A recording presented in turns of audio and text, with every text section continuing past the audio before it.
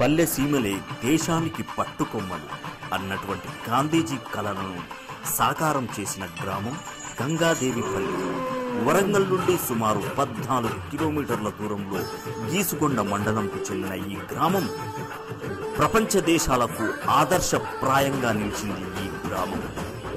ఈ గ్రామం ఇంతటి అభివృద్ధి పదంలో నడవడానికి కారణం ఆ గ్రామంలోని అభివృద్ధి పనులే దేశానికి ఎల్లలు దాటేలా చేసింది. ఒక గ్రామం అభివృద్ధిలోకి రావటానికి ఎన్నో కారణాలుంటాయి, ఎన్నో ప్రత్యేకతలుంటాయి. ఇలా జిల్లా స్థాయి, రాష్ట్ర స్థాయి, జాతీయ స్థాయిలో ఎన్నో అవార్డులను సొంతం చేసుకుంది ఈ గంగాదేవిపల్లి. 5 అవార్డులు సొంతం చేసుకుంది ఈ గ్రామ పంచాయతీ. నిర్మల్ గ్రామ పురస్కార్ 2007లో అబ్దుల్ కలాం గారి చేతుల మీదుగా అందుకుంది. భారతరత్న రాజీవ్ గాంధీ అత్యుత్తమ గ్రామ పంచాయతీ అవార్డు 2008లో సంపూర్ణ పారిశుద్ధ్యాన్ని సాధించిన గ్రామంగా ఎంపిక. ఈ అవార్డు వైఎస్ రాజశేఖర రెడ్డి చేతుల మీదుగా గ్రామంలో అవార్డు. ఇలా 18 అవార్డులు గంగాదేవిపల్లికి వచ్చాయి. ప్రస్తుతమున్న సీఎం గ్రామ జ్యోతి కార్యక్రమాన్ని సీఎం కేసీఆర్ గారు ఇక్కడి నుండే ప్రారంభించి గ్రామ అభివృద్ధికి 10 కోట్ల రూపాయలు కేటాయించారు. ఈ గ్రామంలో ప్రతి అభివృద్ధి పనికి ప్రత్యేక కమిటీలు ఉన్నాయి.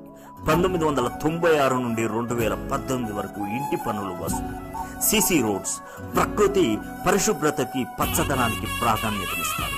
ఈ గ్రామం 1997లో ఏకగ్రీవంగా ఎన్నికైంది. గూగుల్ పురస్కార్ నిధులతో కొన్ని సిసి రోడ్లు నిర్మాణం జరిగింది. గంగాదేవిపల్లి సాధించిన అభివృద్ధిని పరిశీలించడానికి దేశ విదేశాల నుండి ఇక్కడికి వస్తూ ఉంటారు ఫారిన్ విద్యార్థులు. అయితే నిత్యం గంగాదేవిపల్లికి వచ్చి ఇక్కడ జరిగే అభివృద్ధి పనులు, వారి కృషి, సమిష్టి నిర్ణయాలు మరియు అభివృద్ధి సాధనకు జనం పడిన ఇక్కట్లు మరియు వారు సాధించిన విజయాలు, వాటికి సంబంధించిన విజయ రహస్యాలు రీసెర్చ్ చేసి వెళ్ళిపోతున్నారు. ఇది ఇంటర్నేషనల్ గుర్తింపు పొంది 96 దేశాల ప్రతినిధులు సందర్శించి గంగాదేవిపల్లి దేశానికి ఆదర్శంగా అని కితాబు ఇచ్చారు. వీరి అభివృద్ధి సంక్షేమ పథకాలు ఈ తరానికే కాకుండా భావి తరానికి ఆదర్శంగా నిలుస్తాయడంతో ఎలాంటి సందేహం లేదు. కానీ ఇప్పుడు జరుగుతున్న పరిస్థితులు ఏమి?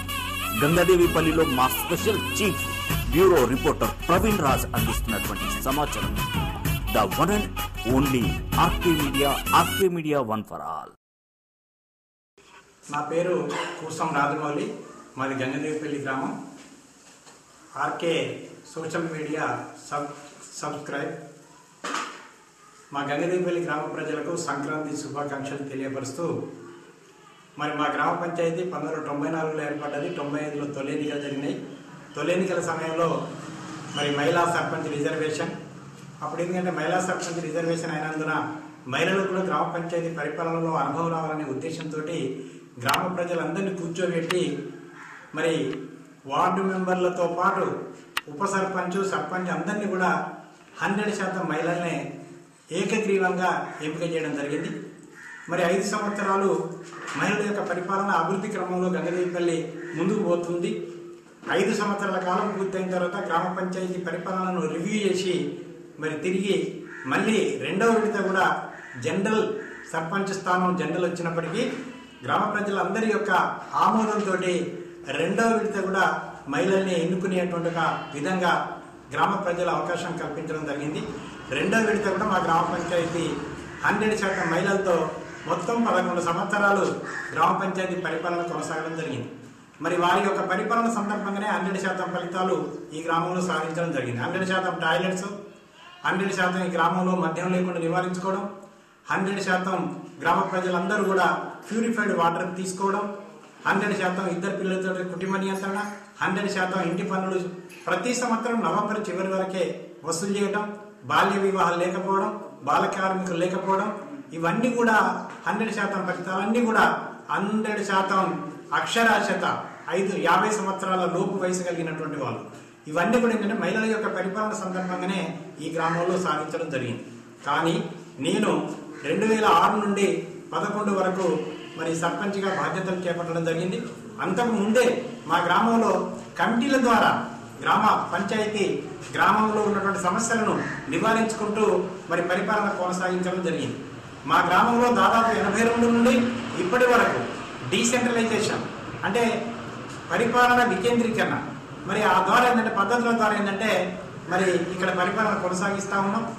మరి ఇక్కడ దాదాపు మా గ్రామంలో ఉన్నటువంటి 90% కుటుంబాల నుండి ఏదో ఒక స్త్రీ కానీ పురుషుడు కానీ ఏదో ఒక కమిటీలో ఉండటం వలన ఇక్కడ జరుగుతున్నటువంటి ప్రతి నిర్ణయంలో మెజార్టీ ప్రజల యొక్క భాగస్వామ్యం ఉండటం వలన నిర్ణయాలు పకడ్బందీగా వాస్తవ విషయాల మీద మరి నిర్ణయాలు జరుగుతూ ఉంటాయి.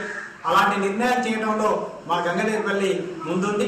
అదే రకంగా ఏంటంటే ఎప్పుడైతే మా గ్రామంలో 100% మద్య నిషేధం చేసుకోగలిగినామో అప్పటి నుండి మా గ్రామంలో ఎప్పుడు కానీ రాత్రి 8 గంటల తర్వాతనే సమావేశం జరుగుతుంది. ఆ సమావేశాలకే ప్రజలు నిండుగా హాజరవుతారు. ఎక్కువ మంది హాజరు కావడం మూలంగా సమస్యలు పూర్తి స్థాయిలో చర్చించబడతాయి. వాస్తవ విషయాలను మరి గుర్తిస్తారు. గుర్తించిందంటే నిర్ణయాలు చేయడం జరుగుతుంది. మా దగ్గర గ్రామ పంచాయతీ కార్యాలయం మీద ఒక మైక్ సిస్టమ్ ఉంది. ఆ మైక్ లో కనుక మేము అనౌన్స్ చేస్తే ఏ కమిటీ సభ్యులు రావాలంటే ఆ కమిటీ సభ్యులు సమావేశానికి హాజరు కావడం జరుగుతుంది. లేదా గ్రామ ప్రజలందరూ మొత్తం రావాలంటే మొత్తం కూడా రావడం జరుగుతుంది. కానీ 93లో 91లో మాకు తాగునీటికి చాలా తీవ్రమైనటువంటి కొరత ఏర్పడ్డది. అప్పుడు మరి చేరబావులన్నీ డ్రై అయిపోయినాయి. మరి మేము ప్రజల యొక్క ఐక్యతతోటి ప్రజల భాగస్వామ్యంతో బాల వికాసాన్ని ఆశ్రయించి బాల వికాస్ ద్వారా తాగునీటి సమస్యను అంటే అధిగమించడం కోసం తాగునీటి ఇబ్బంది లేకుండా అధిగమించడం కోసం ప్రజల భాగస్వామ్యంతో 2 OHSR ట్యాంకులు బాల వికాసం ద్వారా ఏర్పాటు చేసుకోవడం మూలంగా ఈ రోజు ప్రతి ఇంటికి నల్ల కనెక్షన్ ద్వారా మరి ఉదయం 6 నుంచి 11 గంటల దాకా మరి తాగునీళ్లు రావడం జరుగుతుంది. ఆర్కే మీడియాకు థ్యాంక్స్. నా పేరు గోనె కుమారస్వామి. ఈ విషయాలను అప్పుడు మీరు ఇంటర్వ్యూ తీసుకున్నప్పుడే మీకు వివరించవలసిన అవసరం ఉండే. చిన్న వివరాలను మేము ముందు పెట్టాలని చెప్పి కోరుతా ఉన్నాం. ప్రధానంగా ఆదర్శవంత గంగదేవిపల్లి అనేదానికి నిదర్శనం ఏందనేది కూడా ఈ మీడియా ద్వారా ప్రజలకు వెళ్ళాలి.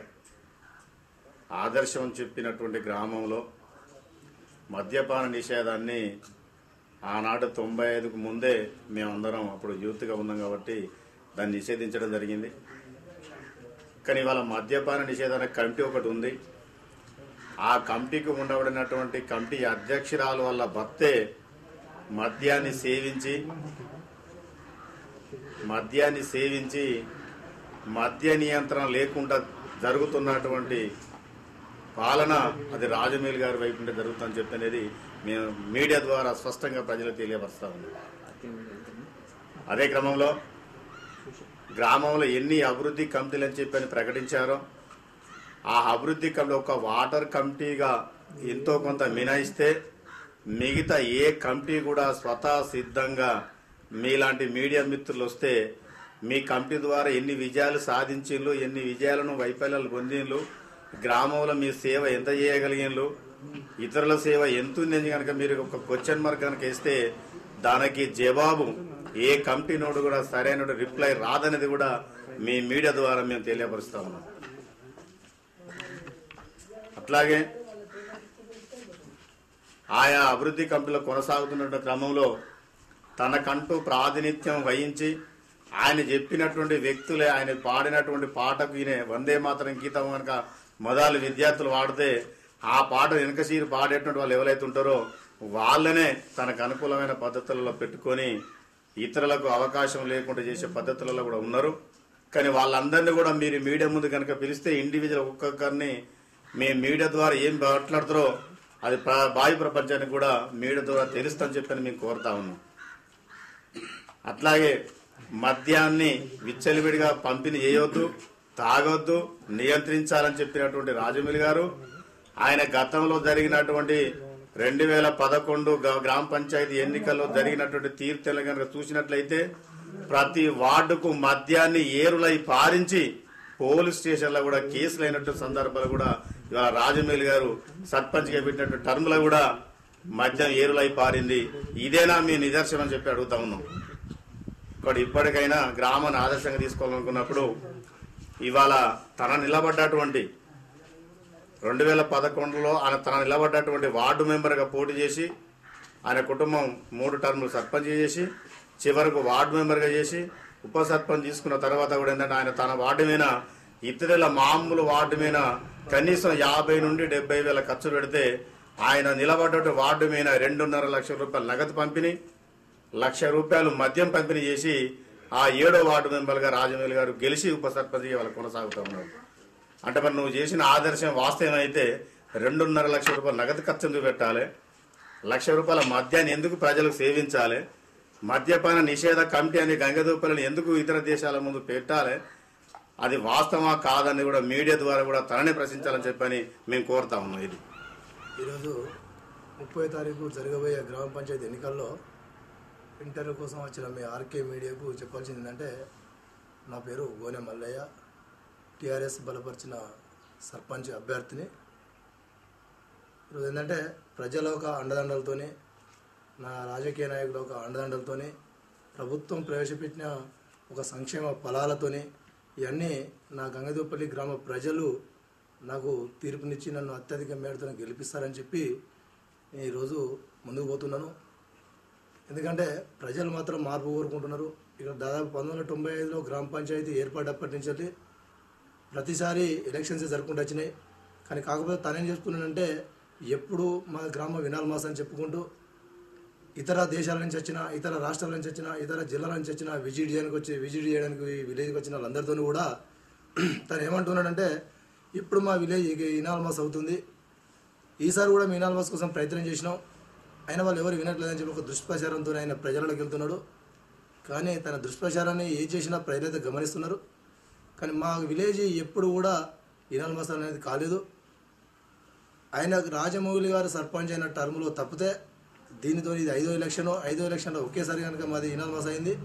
ఆ ఇనాల్మాస్ కూడా ఎందుకు అయింది అంటే, ఈ ఒక్క అవకాశం నాకు ఇవ్వండి, చివరి అవకాశం, వచ్చేసారి మీకే ఇస్తాం, మీరు ఎవరు చెప్తే వాళ్ళకే ఇస్తామని చెప్పి అనడం వల్ల సరే మీ అందరం కూడా ఒక కుతికకు వచ్చి ఏదేమైనా మంచిదే, మన విలేజ్కి ఒక మంచి పేరు ఉన్నది, మనందరం శాశక్తులు అందరం కష్టపడి పనిచేస్తేనే మన విలేజ్కి ఒక మంచి పేరు వచ్చింది అనే ఉద్దేశంతో మీ అందరం సహకరించి తలా 2 వార్డులు తీసుకొని ఆ గ్రామాన్ని అప్పుడు ఏకగ్రీవం చేయడం జరిగింది. తన సర్పంచ్గా ఉన్నప్పుడు, అప్పుడు నేను ఉప సర్పంచ్గా ఉండడం కూడా జరిగింది. తను చేసిన కొన్ని గ్రామంలో CDF మన గ్రామ పంచాయతీ ఫండ్స్లోకి వెళ్ళి కూడా కొన్ని వర్కులు చేయకుండా చేసినట్టుగా చూపించి నాకు డబ్బులు వాళ్ళని అన్నప్పుడు మేము ఆయన చేసిన అవినీతిని కొంచెం దొరకబట్టడం జరిగింది. ఆ క్రమంలోనే ఆయన మన మీద లేనిపోని కొన్ని అభాండాలు వేసి ఇతను ఉప సర్పంచ్ ఉంటే లేనిపోని నేను చేస్తున్నాడు అని చెప్పి కూడా మా మీద అవిశ్వాసం కూడా పెట్టడం జరిగింది. అప్పుడు సరే ఏదేమన్నా తనకు అనుకూలమైన వ్యక్తి ఉంటే ఒక రకంగా ఉంటుంది, అనుకూలమైన వ్యక్తి ఒకే వ్యక్తి కనుక వేరే వాళ్ళ దగ్గర ఉంటే లంగా, అతని దగ్గర ఉంటే చాలా మంచివాడు, అదేవిధంగా ప్రవర్తిస్తాడు. సరే ఏది చేసినా గంగదేవిపల్లి గ్రామ ప్రజలు మాత్రం మంచి తీర్పు ఇవ్వబోతున్నారు. ఆ ప్రజలు ఖచ్చితంగా అత్యధికంగా ఓట్లు వేసి నన్ను గెలిపిస్తారని చెప్తూ ఈ యొక్క నాకు అవకాశం ఇచ్చిన అందరికీ కోరుతున్నాను. గత ఎన్నికలలో కూడా ఆయన చాలా మందిని ఇబ్బంది పెట్టిండు, చాలా రకాలుగా అన్ని విధాలుగా జనాన్ని ఇబ్బంది పెట్టి భయపెట్టి ఏదో రకంగా తన కిందికి లొంగ తీసుకునే ప్రయత్నాలు చాలా ఉన్నాయి ఆయన.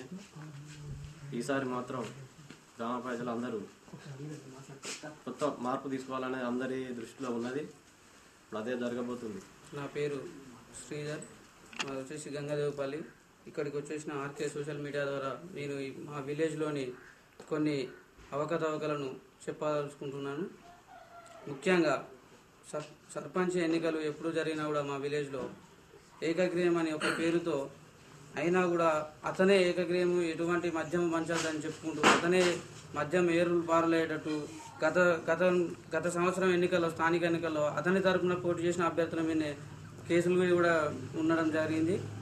కావున అటువంటి అభ్యర్థిని మేము తప్పుగేయాలని మా టీఆర్ఎస్ పార్టీ తరఫున గోనె మల్లారెడ్డి గారిని ఎమ్మెల్యే ద్వారా మేము రిక్వెస్ట్ చేసుకొని మాకు సర్పంచ్గా ఇనామ్నాస్ కూడా ఎమ్మెల్యే గారిని అడుగుతున్నాము ఈ మీడియా ద్వారా. అదేవిధంగా ముఖ్యంగా చెప్పాల్సింది ఏంటంటే, ఈ విలేజ్లో ఓన్లీ వాళ్ళ యొక్క పాలనే జరగాలన్న కాన్సెప్ట్తో గత 20 సంవత్సరాల నుంచి ఇనామ్నాస్ అంటూ ప్రజలను మభ్యపెడుతూ అన్ని అవకతవకలని ఎదుటి వాళ్ళు గట్టిగా ఎవరుంటే వాళ్ళ మీద అన్ని ఇబ్బందులను ఇరికించు, ప్లస్ అదేవిధంగా వారిపైన అన్ని అభాండాలు సృష్టించి ప్రజలలో ఒక మార్పు తీసుకొచ్చుకుంటూ అతనే తన అనుకున్న వాళ్ళనే విలేజ్లో డెవలప్మెంట్ చేసుకుంటూ మిగతా వాళ్ళందరికీ ఎటువంటి అవకాశం ఇవ్వకుండా గంగదేవుపల్లి అనేది ఒక రాజుల పాలన టైప్గా చేస్తుండే అతను. కాబట్టి అతనికి విరుద్ధంగా అతన్ని మేము కంపల్సరీ పక్కకు తొలగాలన్నట్టుగా ప్రజలందరూ మమ్మల్ని కోరడం వల్ల మేము టీఆర్ఎస్ పార్టీ తరఫున గోనె మల్లారెడ్డి గారిని ఎమ్మెల్యే గారు టికెట్ ఇవ్వడం జరిగింది.